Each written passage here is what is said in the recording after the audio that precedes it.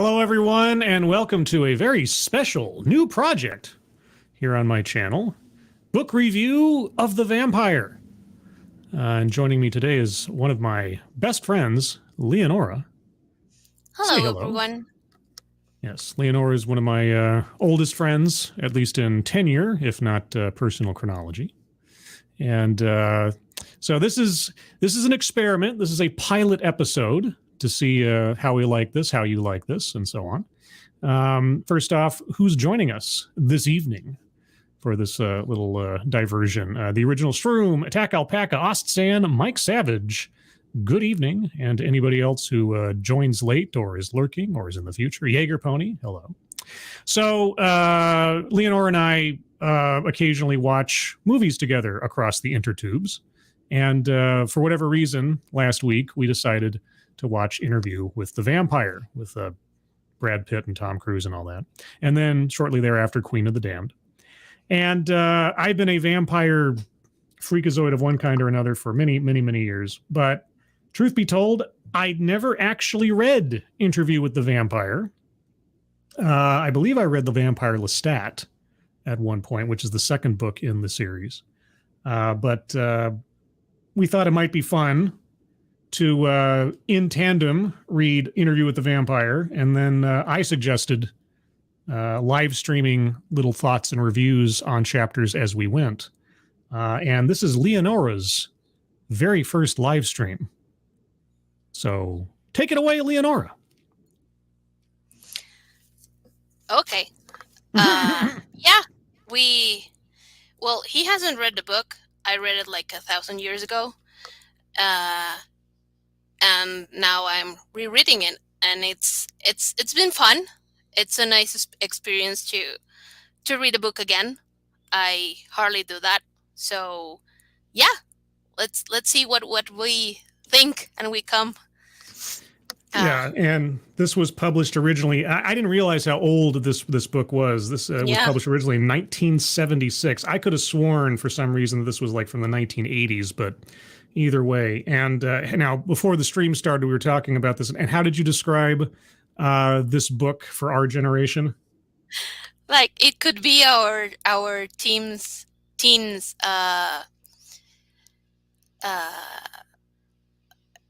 I forgot the name of the movie. Twilight. Yeah, exactly. Yeah, except I think this is probably better written. I mean, definitely, and the story is, I mean, it's totally different, but I think that this like enchantment, if you want to call it, for like the vampires and all that kind of stories, it just hit us like the same way. Yeah, it definitely had, I mean, as far as a cultural touchstone, for me, the significance of Interview with the Vampire, the movie specifically, but I guess the book series as an inspiration, goes to Vampire the Masquerade, which is the tabletop role-playing game that I spent the better part of my late teens and a good chunk of my 20s and 30s playing in one way, shape, or form, because that game was heavily inspired by the kinds of vampires and elements in these books. And even in just the first chapter, which is what we're covering for this first episode, I noticed several elements that would become staples of the lore of Vampire the Masquerade. And so that's the significance of at least the book, or the storyline is to me. But like I say, I tried to remember, it's like, did I ever actually read this book? I know I read Vampire Lestat. But yeah, so this is the first time I'm actually reading it. And I was just thinking about this before the show. I believe with this broadcast, this is the first time since college that I'm going to be attempting to do some kind of literary analysis, which is kind of spooky to me because I hated literature analysis in college. But in this instance, it might be kind of fun. How come you hated it? I mean, you had to do it all the time, I guess. Well, it was because the teachers I had in college would get like ridiculously nitty gritty with like here's one example, and this is a real example. I think I've said this before. We were reading Moby Dick, okay, Herman Melville, American classic, giant book, really, really heavy stuff to go through. And our teacher, our professor, I should say, this is more than a teacher, was obsessed with symbolism. And Hmm. so we got through the first, I don't know, the first like 20 pages or something. And I remember this as, like it was yesterday. We're sitting there and she's going basically event by event in that first chapter or two. And there's this scene where Ishmael, the protagonist, is having dinner or something with Queequeg, the native sort of, I think he's supposed to be Maori or something, spearsman. And they're eating dinner, and the teacher stops in the middle of talking about things, says, "Now, what do you think the soup means?" And Oh God. I just wanted to. I mean, but now keep in mind, this is just is in this class period time. This is just the most recent of about 3 or 4 other things that she's said prior to this that are exactly the same, looking for some kind of hidden meaning or trying to show just how deep. And I thought to myself then, and I can't remember if I said it to anybody, but I said, okay, if Herman Melville meant to make every single item in this book represent something deeper, then he's either a mad genius or he's a nutball. And either way, I don't think this is something I want to spend my time trying to decipher. Some Sure. things some things thematically, some things in characterization and events. Sure, you could probably draw some parallels to things that maybe be happening in his time of at that point in history or something. But seriously, lady, give it up. But that's why I hated literature analysis, because it went so freaking slow. We couldn't get through the book because every other item was some new thing to talk about. So anyway, all that aside, I do have some thoughts, some English major thoughts on this. But first off, what were your impressions? Actually, we should probably start with just like the basics of the chapter. Because, by the way, guys, this first episode as a pilot is just going to cover the first chapter of the book, or the first section. They don't really have chapter breaks, as we discovered together before we started the show, but the first section. And so it's about, depending on your edition, it's either about 34 or 40 pages in, thereabouts. And then the subsequent episodes will cover about 5 chapters each. So between now and, say, next Saturday or Sunday, we're going to read the next 5 sections / chapters in the book, and then we'll talk about those when we get to that one. But for this first one, I'm going to keep it simple. So let's talk about what happens in the first chapter, and we can't avoid, I think, comparing it to the opening scenes in the movie. But so tell us your summary of events for the first chapter. Okay, well, first of all, I think that you don't have to worry about, like, like hidden messages. I think that the author, like, is as descriptive as it can get. So I think that I enjoy that a lot on writers, that they are super descriptive.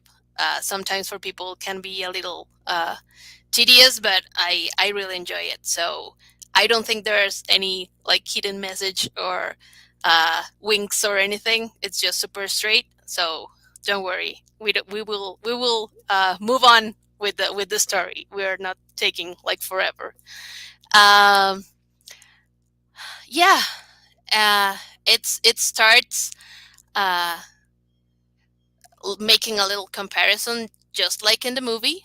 Like, it's the interviewer and our protagonist for the time being, talking about how his story began, and it just starts telling how he came to be a vampire, and how all the events that took him to make that decision in the end, and all the like the grief and regrets and everything that can eat someone's mind and soul, and to make a decision of just dying, but continue like with this like thoughts of misery and regret. So I think that's how we start this part. Yeah, the contrast with the movie is that, and I can understand why they did this in the movie. So in the movie, Lewis, or Louis, whichever you prefer, he's a plantation owner. His wife and child have died prior to the events we're seeing in the movie, and so there's no anchors for the character in his regular life anymore, which is part of the reason why, at least in the movie, he's depressed and suicidal, self-destructive, and so on.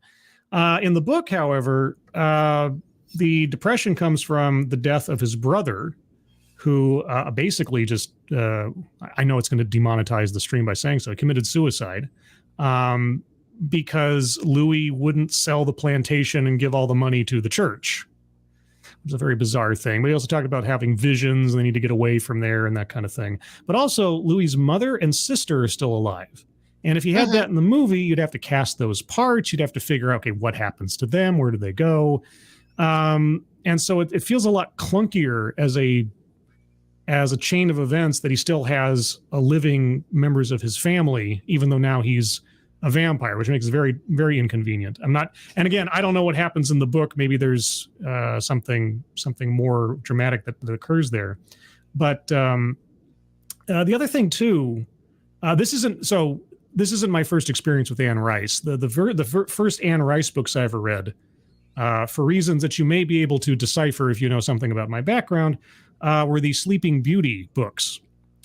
Yes, the sadomasochistic BDSM Sleeping Beauty books. That might tell you something. And so I was familiar with her work, but as I'm reading this, and I believe this came out much earlier than that,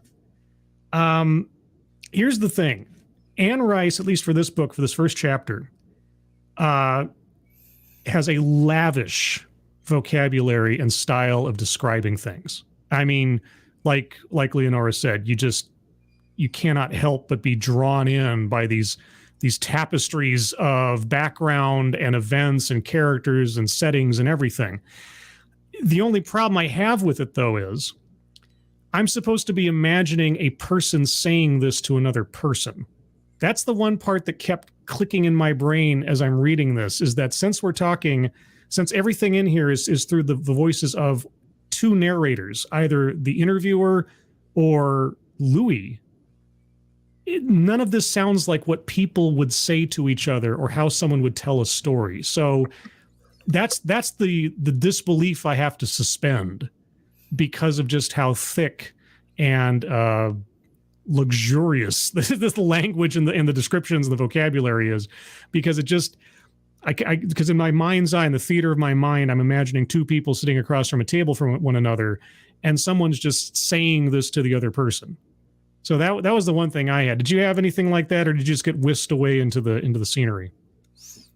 I just got whisked away. I like I said, I really like when an author describes in heavy detail what the story should be. So yeah, I really like that. And also, I think that the part where you're talking about the brother and the difference with the movie, I think that like mini plot, it could be like, like a movie in itself if they left that like in the movie. It would have been like 30 more minutes or at least, because exactly. it's so like rich, this part, and the relationship that Louis has with his brother and all of that. It would be like a super like a more minutes to that movie. So yeah. And so I'm doing a poor job of summarizing the initial event. So basically, we start out with Louis the vampire. Here's the other thing too. We don't actually learn the main character's name until after we've learned Lestat's name. We are told what the vampire that made him his name is before we actually learn Louis's name. I found that interesting, and it also kind of lends itself to the idea that ultimately the main character of these books, as we find out later in the series, is Lestat, because Louis is just sort of like Louis more, especially for this book, Louis is more just a vehicle to tell Lestat's story to a certain extent. But we start out with the vampire and the interviewer who doesn't have a name in this book. I think he's given a name. I'm just remembering little bits and pieces of trivia from other things I've seen because I haven't read the books completely. But I think the interviewer eventually gets a name somewhere in the series. But anyway, so they're in a room just like the movie kind of starts, except in this instance, if I'm not mistaken, this takes place in New Orleans. Mm-hmm. Is that he's being interviewed in New Orleans. And I found that really weird. That's going back to the movie real quick. The movie takes place, or at least the interview takes place in San Francisco. Yeah. Right. And yet Lestat appears at the end of the movie in San Francisco looking like he just got out of the ground. And the last time we saw Lestat in the movie was back in Louisiana. So that never made any sense to me. Like, okay, how did Lestat get across the country and still be in his tattered rags and looking like he hasn't fed in a year and that kind of... Not to get too much into the movie, because that's the one part of the movie that never made any sense to me. But anyway, so we're in Louisiana. We're sitting down with the interviewer who has a tape recorder, and they're sitting down, and he's telling his story, and he tells how he was a plantation owner back in, what was the year, supposedly? 17 something or other? Yeah. 1792 or something thereabouts. Anyway, and so how he's living on a plantation. He has his mother, his sister, and his younger brother. And the first part of the first chapter kind of chronicles how his younger brother became rabidly obsessed with religion and said he had visions, and he begged his brother Louis to sell the plantation and give all the money to the Church of France.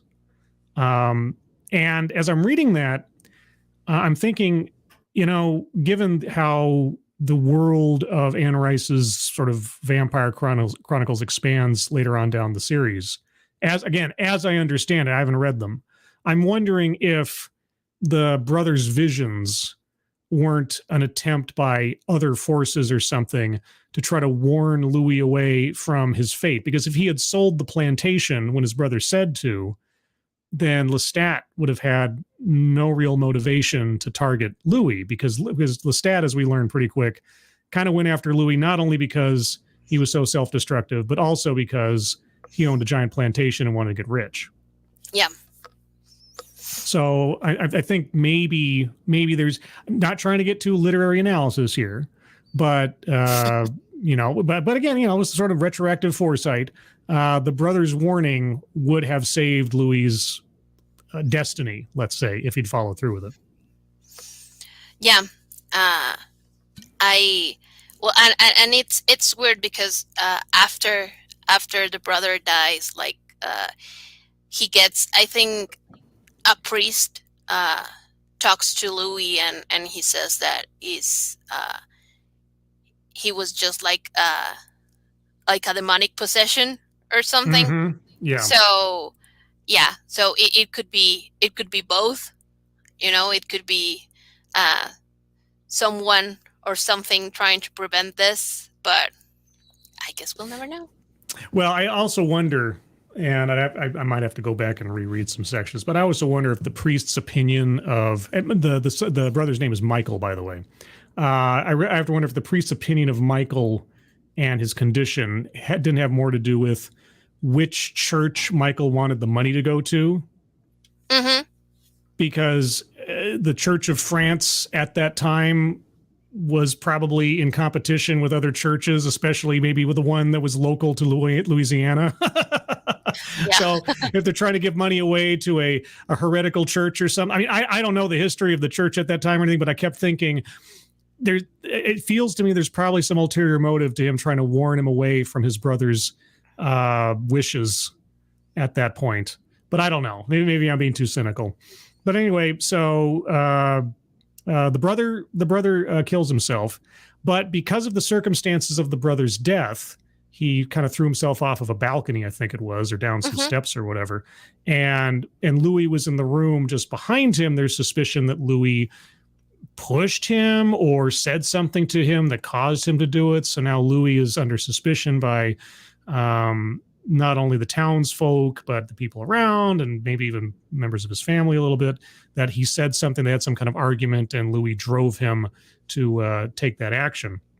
And that drives Louis even further into depression over the fact that not only have I lost my brother, but now I'm suspected of having done it. And he already blames himself for it in the first place by not listening to his brother, maybe, or not trying to give him some more attention or something. And so that's the depression and listlessness that kind of parallels what you see in the movie, where you see Brad Pitt sort of like just going to poker games and spending all of his money and putting himself in dangerous situations because he doesn't care anymore. And that's when Lestat shows up, except it's not nearly as dramatic in the book as it is in the movie, because Lestat just kind of rolls up on him after he's gone out with a. I think it's the same scene where he has a prostitute with him. Yeah. Yeah, and then Lestat just kind of rolls up and takes out both of them, and then he bites Louis, and then he runs away. He doesn't fly up in the air with him like in the movie. There's nothing too dramatic. There's no big like speech or anything. I kept waiting for him to say, "I'll give you the choice I never had," and that's not even in the book.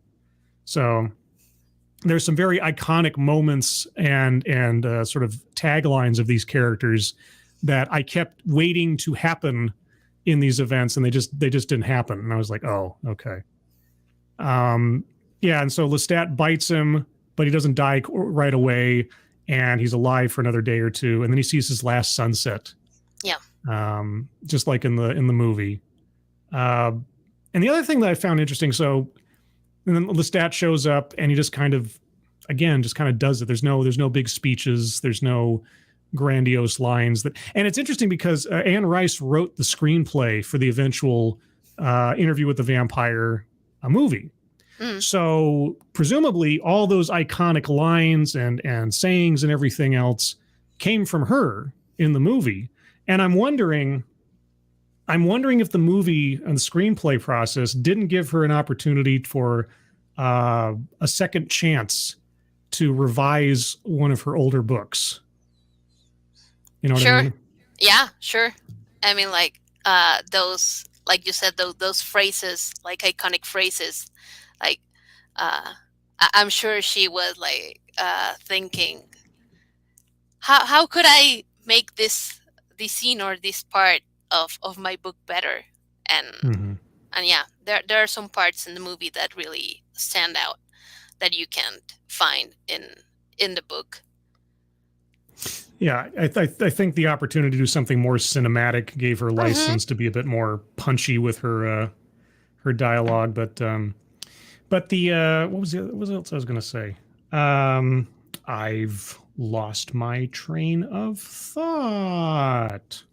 You see, Great. That's why I don't talk much. Yeah. Wait a second. You get distracted. What are you implying? Yeah, Louis has his last sunrise. Lestat, for lack of a better phrase, I'm going to say embraces him. That's a term that came up in Vampire the Masquerade later on and turns him into a vampire. There's an interesting character element. Obviously, we're talking about bloodthirsty, murdering vampire monsters. And yet Louis, the character, when he's describing the death of his body, he gets very coy when describing the process of his body getting rid of its excess fluids from life. Mm-hmm. He starts when anything dealing with human waste or excrement, he suddenly becomes very, very polite and uses very couched language before moving on. And I'm just thinking, you're ripping people's throats out in one instance. And then, but now suddenly the idea of explaining to the interviewer that as your body dies and becomes a vampire, you basically evacuate all of your bodily materials. You use couched language. I find it very, very strange, but also kind of funny at the same time. Well, I mean, it's not necessary, is it? I think it's more of, like, you can imagine what happens. Well, we don't have to be like super descriptive about it. Well, no, but I also think that I know it's a small thing, but it also kind of made me think of this is his old world sensibilities still coming through, despite the fact that he's been a bloodthirsty monster for the last 200 whatever years. Hmm. That the attitude of the character is still to be somewhat proper about things, even though he's sitting there about to explain to this guy that, you know, he's been rampaging and just slaughtering people and things for the last 2 centuries. But we can't get too explicit about bodily functions. I just found it kind of darkly funny. I don't know if she meant to do that or not, but well, she obviously did. You know, the words are on the page, but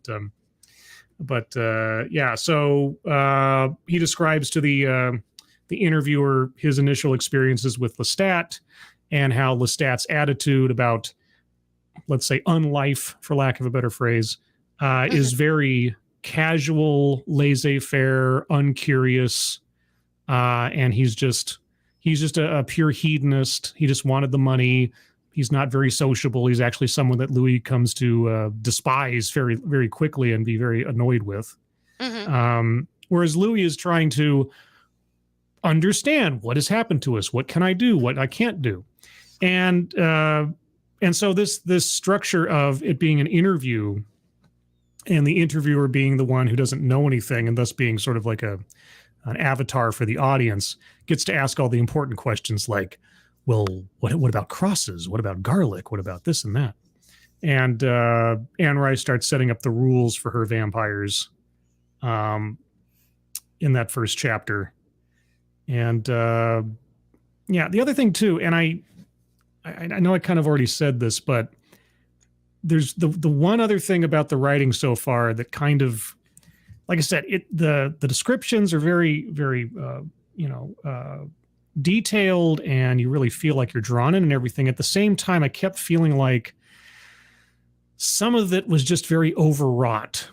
Like there was too much, like it didn't need to be as thick as it was, but I don't know how you balance that otherwise without losing some of the charm, I guess.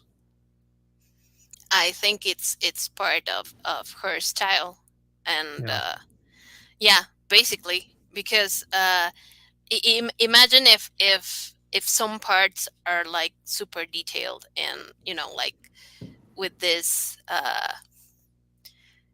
type of describing things, and then for other parts or for other like scenes or interactions, it's just not there.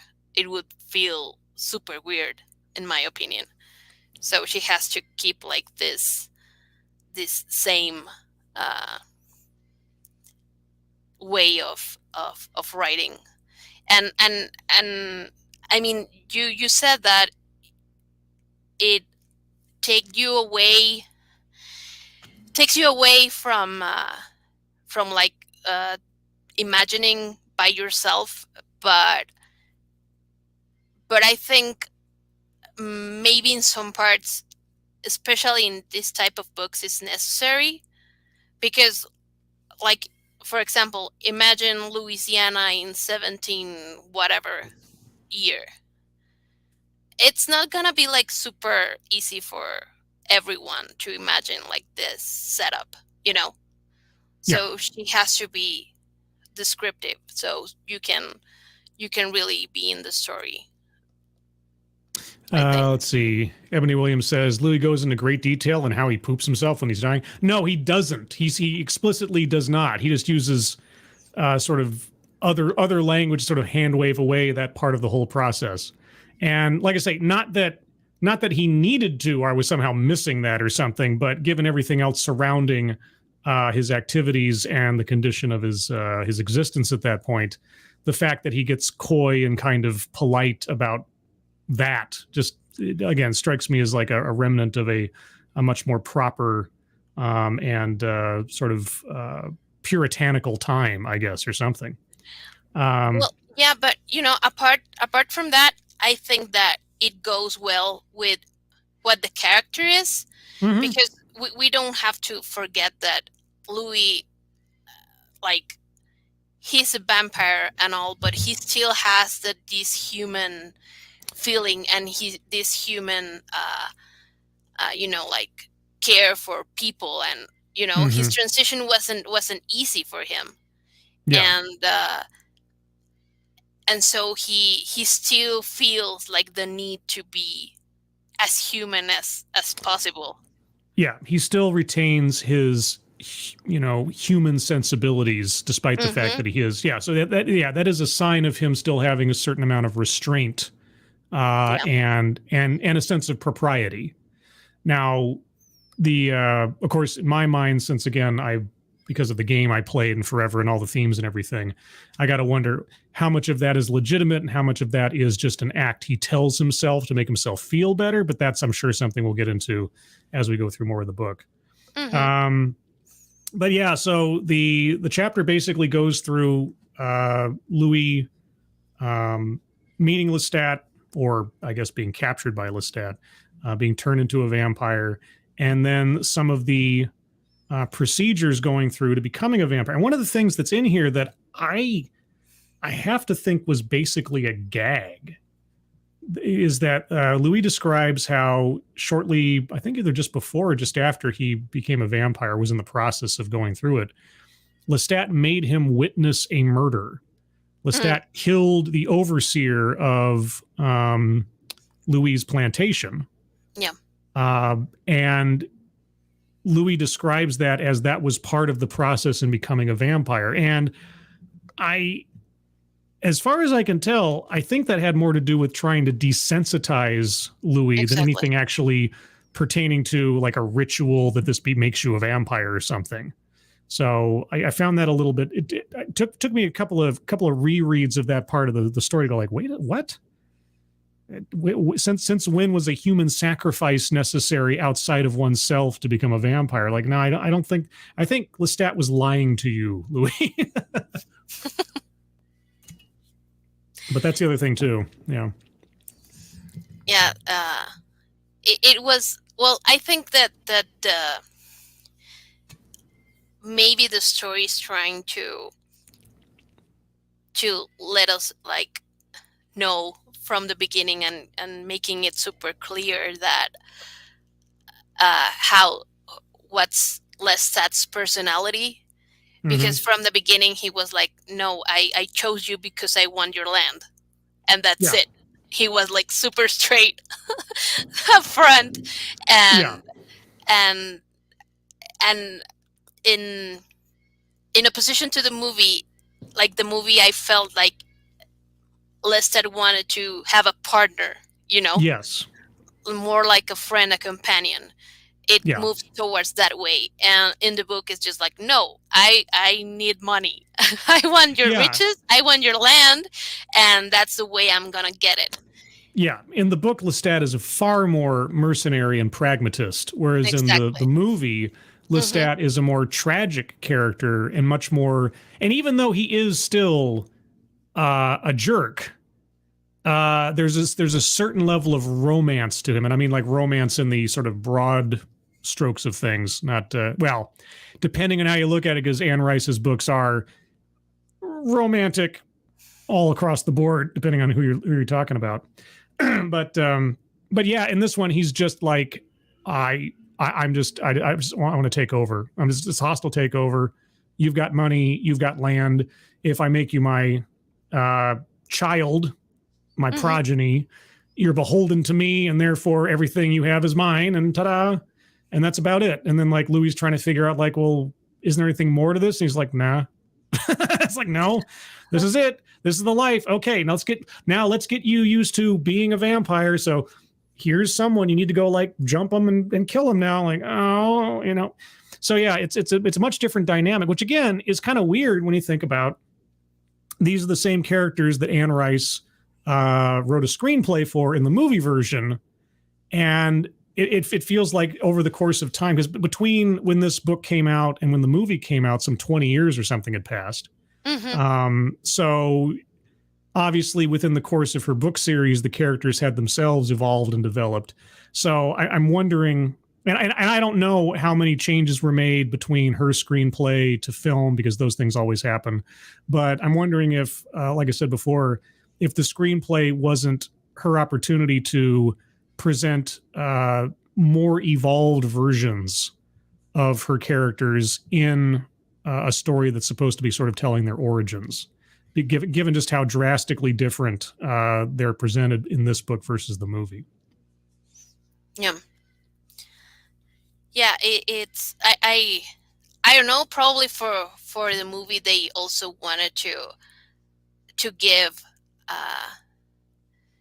a little bit more importance to, in this case, Brad Pitt's character, you know, but because like we said, this book is just like Louis is just like a tool in Yeah. you see, it's just like a tool for something that Lestat needs in that time, and if you translated that to the movie, it's just like, oh yeah, and also Brad Pitt is there, you know. Right.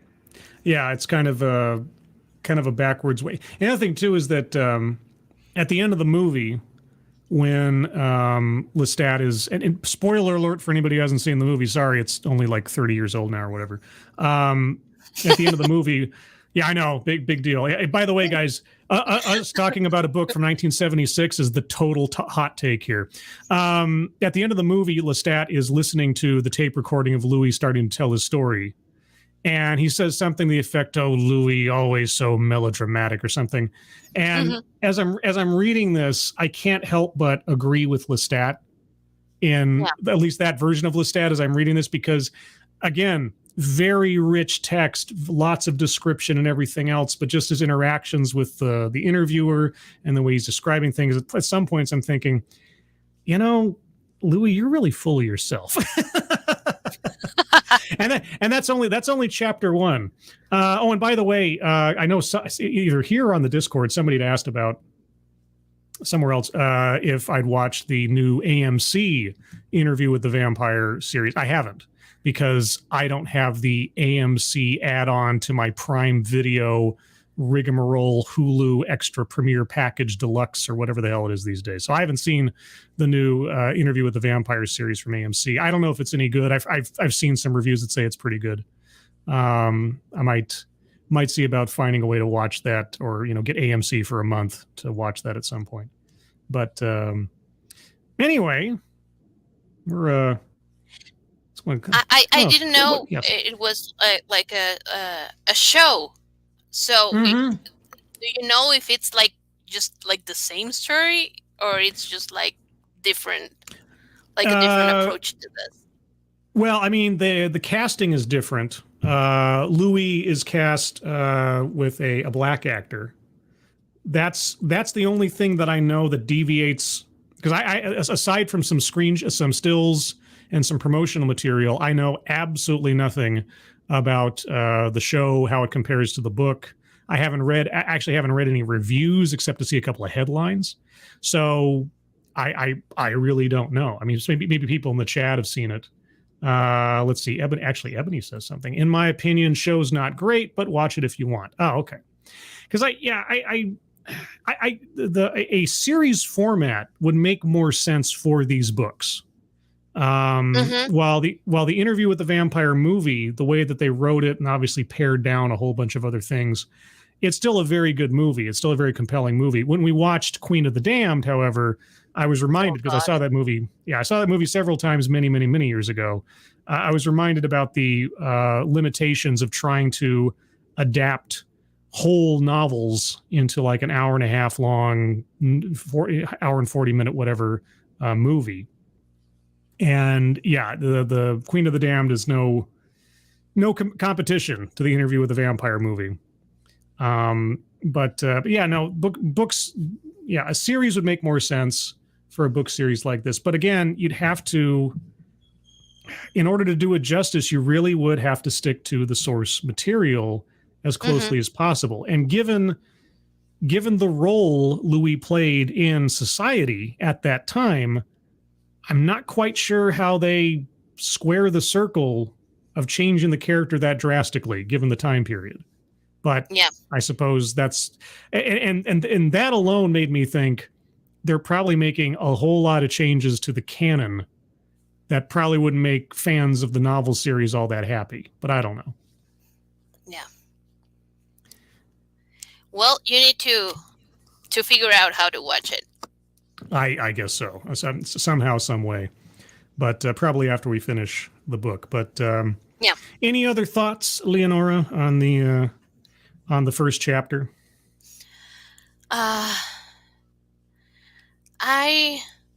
don't think so. It's a good opening, I think.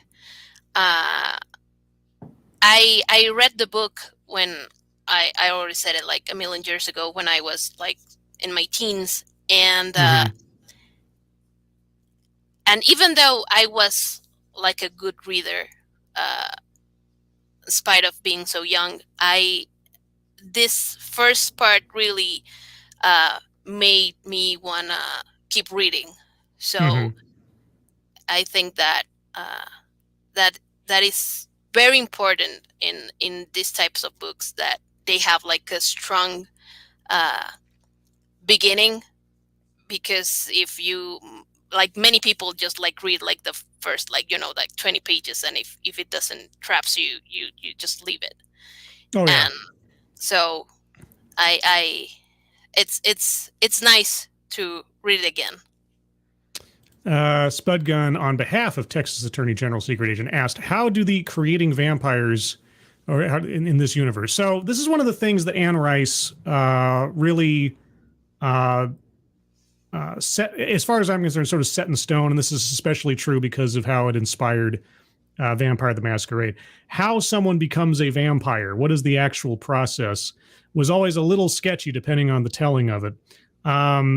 The old school way is like, oh, well, if a vampire bites you and you don't die, then you become a vampire, which would mean that just by the math of the universe, the entire planet would be vampires by now, exponentially within like a week or two.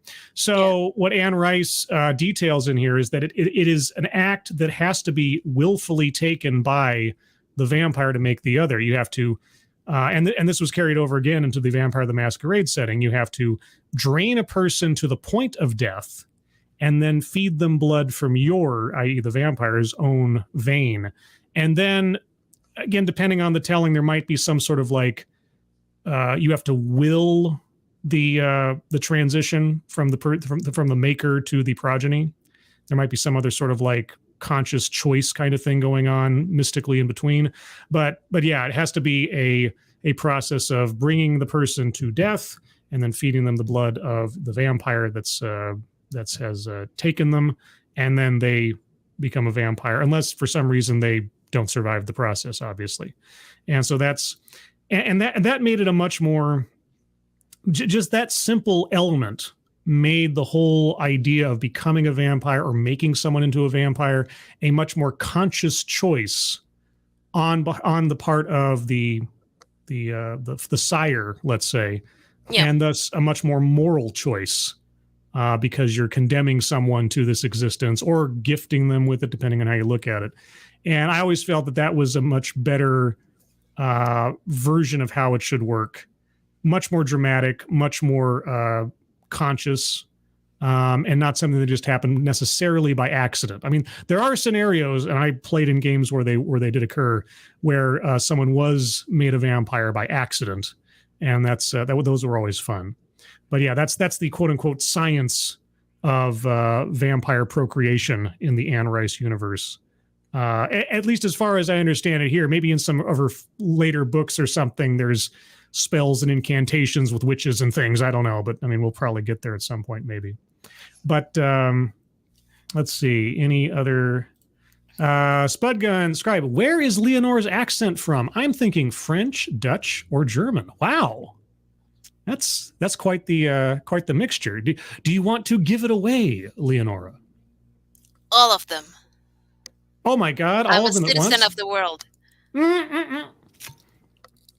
Yeah, how many languages do you know now? I just added Portuguese, as you know, so it will be 5 now. Yep. Yes, Leonora is definitely a woman of the world in that way, and Makes me feel like an idiot every time we talk. But there you go. Let's see. Anything else from anybody else in the chat have anything you want to say? By the way, like I say, this stream is just sort of a pilot experiment. We went over the first chapter. The idea would be going forward once a week. Leonora and I would get together and talk about sections of the book that we read.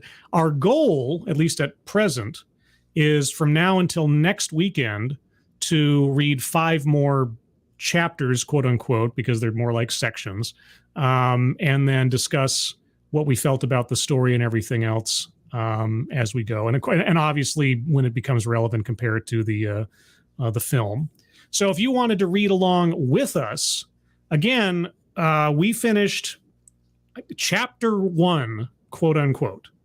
And the chapter ends with the line, "That is how I became a vampire." Because each edition of the book kind of splits things up differently. Leonora's reading from a different edition than I am, and so we kind of had to sort of like guesstimate where we would stop and all that kind of thing.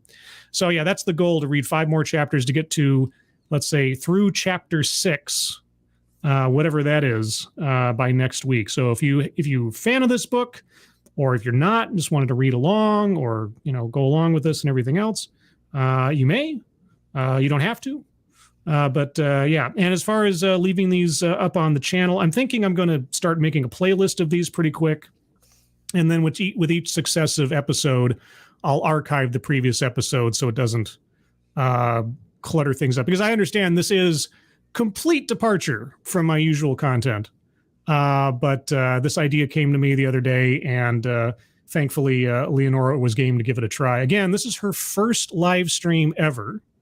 And I think she's done an excellent. What? Be patient with me. Oh no, yeah, no. I think you've done an excellent job. When I've had a moment to stop my thought, you jumped right in. You avoided the curse of dead air, which is perfect. Mm-hmm. But yeah, anybody else in the chat got anything you want to add right now? Or Spud Gun, do you have to sharpen your fangs, or are they self-sharpening? I believe that they transform of their own accord, because in the first chapter, Louis describes how when he first tried to bite into somebody's neck, his fangs still hadn't finished growing or forming or something, so he ended up tearing more than biting into someone's throat. So I think it is a gradual process, whereas in the movie it just kind of happens instantaneously. Let's see. Texas Attorney General says, "I bet she is from Transylvania." She could be, for all you know. I could and, be. And Ostan says, "Congrats on your first live stream, Leonora." Aw, thank you. You're also sweet. Oh, and by the way, I forgot to mention earlier, but at the top of the chat box are the links to the fundraisers for our friends Alyssa, Maddie, Moonshock, and Angry Illinoisian. If you guys have a moment to take a look at those and donate if you can. If you can't, that's fine. If you can, share those out on social media. That'd be appreciated. And thank you, Kiefer Dam, for those. And I think we're going to call it here, guys. So yeah, let us know in the... Oh, yes? Sorry. I have 2 more things. Yes. We forgot to tell that in the book, Louis has black hair. Oh, yes, that's right. He's not the super blonde Brad Pitt we usually see. Yeah, he's not a light brown-haired Brad Pitt. In the book, he's described as having, I think, just jet black hair. Lestat is still a blonde, though. Lestat is still a blonde. That, for me, caused me a little, something. Okay. But whatever. And the second thing is that if you don't have all the time to read, but you still want to join us, you can find the audiobook on YouTube, and more or less like a normal reading, we got here around 1 hour. So maybe for next week would be 2 hours of reading. So you can join us with that too. Yep. Yeah, I totally forgot about how, audiobooks tend to make their way onto YouTube pretty quickly. And so of course this is on there somewhere. But yeah, with that, everybody, we're going to call it here. Let us know down in the comments what you thought about this, and if you what you thought about the book, if you've already read it, or what you thought about the stream, or both.